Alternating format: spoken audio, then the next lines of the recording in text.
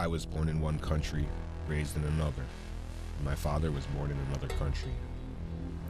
I was not his only child. He fathered several children with numerous women. I became very close to my mother, as my father showed no interest in me. My mother died at an early age from cancer. Later in life, questions arose over my real name. My birth records were sketchy, and no one was able to produce a legitimate, reliable birth certificate.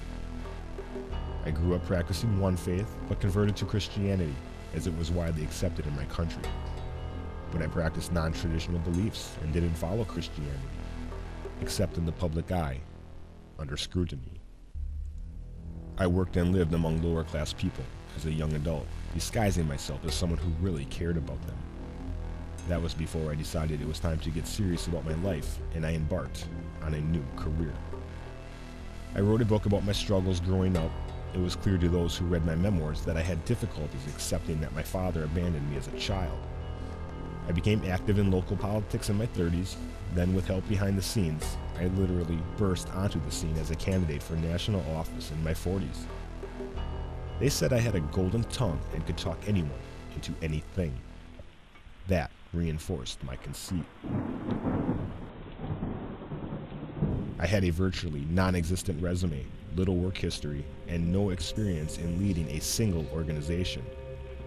Yet I was a powerful speaker, and citizens were drawn to me as though I were a Megan and they were small roofing tacks. I drew incredibly large crowds during my public appearances. This bolstered my ego. At first, my political campaign focused on my country's foreign policy. I was very critical of my country in the last war and seized every opportunity to bash my country. But what launched my rise to national prominence were my views on the country's economy. I pretended to have a really good plan on how we could do better, and every poor person would be fed and housed for free. I knew which group was responsible for getting us into this mess. It was the free market, banks, and corporations. I decided to start making citizens hate them, and if they were envious of others who did well, the plan was clinched tight. I called mine a people's campaign, and that sounded good to all people. I was the surprise candidate because I emerged from outside the traditional path of politics and was able to gain widespread popular support. I knew that if I merely offered the people hope, together we could change our country and the world. So I started to make my speeches sound like they were on behalf of the downtrodden, poor, ignorant, to include persecuted minorities like the Jews. My true views were not widely known, and I needed to keep them unknown until after I became my nation's leader. I had to carefully guard reality, as anybody could have easily found out what I really believed if they had simply read my writings and examined those people I associated with. I'm glad they didn't.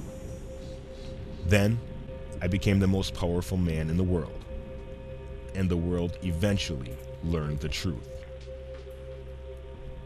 I am.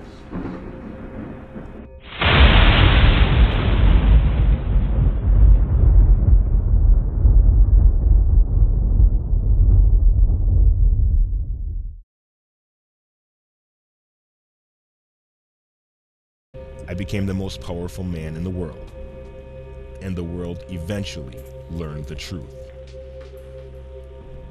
I am.